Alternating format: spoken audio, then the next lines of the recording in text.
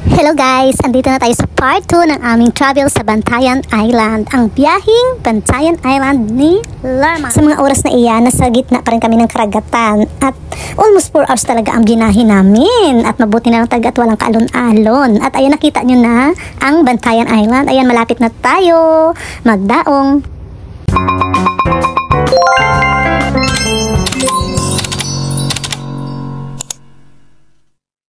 So, ayun na nga, pagkatapos ng 4 na oras na palutaw-lutaw sa gitna ng karagatan, at ayan na, dito na kami sa Bantayan Island. Kaso nga lang, low tide na pagdating namin, kaya nagsakay kami ulit sa maliit na ferry para itawid kami doon sa Pantalan. Kasi nga hindi kaya ng ferry na sinakyan namin kasi nga mabarata na ba. Kaya yung mga pasahero sinundo at saka hinatid doon sa Pantalan. Wala nang bayad po yan. Kami ang first batch na hinihatid kasi hindi man kaya lahat ng pasahero ikarga dyan, kaya hinati sa dalawa. Kaya mabuti na lang nauna kami. Bayad pala namin sa ferry mula sa Cadiz patawid sa Bantayan Island ay 900 pesos each. Yes, 900, napakamahal. Dati daw last year 700 lang daw yan. Kaya lang yung may-ari daw ng barko, ayon sa pagkakamarites ko, nakimarites kasi ako, dati daw 700 lang yan. Kaya lang, since walang kakompetensya daw ang barko na yan, siya lang ang nagbabiyahe papunta ng Bantayan at wala na ibang barko, kaya ayan, ginpasakaan na naman ang pamasahe eh. Damo na gani ko na nagreklamo. Pero yung ibang taga-Bantayan na pumupunta sa Negros, no choice sila kundi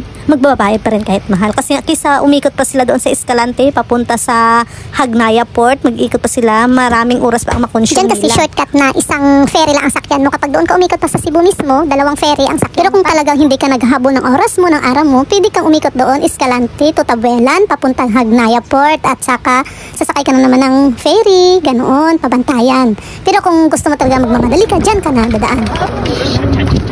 Bye, little Olivia!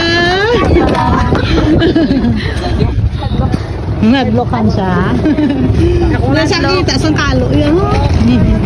Naglokan din? Hello, little Olivia. So pretty, Olivia.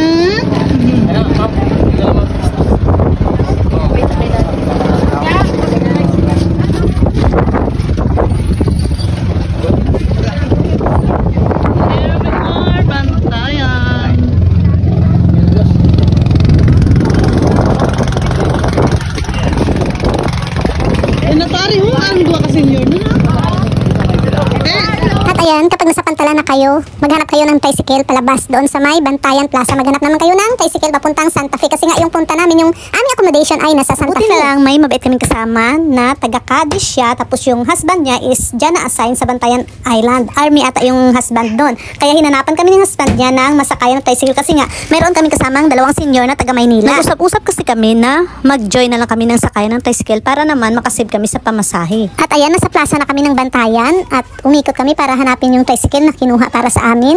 Yung bayad pala namin sa tricycle mula sa Bantayan hanggang sa Santa Fe ay 25 pesos each. Sa mga oras na iyan, chinachat na ako ng aming guest house na pinabukingan kasi nga dapat ang aming check-in is alas 12. Sabi niya, nasaan na daw kami? Sabi ko, ma'am, pasensya, malate kami ng pag-check-in kasi nga nadili ang aming biyahe. 2 beses na pala ako dito nakapunta ng Bantayan Island. Yung una ay doon kami dumaan sa istansya. 2 pa lang anak ko doon, si Nas at saka si Yan, wala pa si Sevi. 2017 ata yun. Ngayon, 2024 na, ilang years din ako bago nakaapak dito sa Bantayan Island. Pero nung time na yun, hindi kami nag-swimming o nagbakasyon dyan sa Bantayan Island. Talagang dumaan lang kami papunta ng Daan Bantayan sa mainland ng Cebu. Yung Bantayan Island pala at yung Kinatarkan Island na pinuntahan namin last year, magkatabi lang sila, mga 1 hour ata yung biyahe mula sa Bantayan Island hanggang sa Kinatarkan. Actually, yung Kinatarkan, bahagi pa siya ng Bantayan Island ng Santa Fe. Yun ang pagkakaalam ko. At sa wakas guys, andito na kami sa aming accommodation dito sa Princess Farah Guest House. At ang ganda niya, tingnan niyo, mura lang. Accommodation sa Princess Farah Hotel. Mura lang, 1-4. Good for 3. Pwede kayo for gani, lapad. Family, pwede. Family, Kung family din, mga barato lang daan sa akin.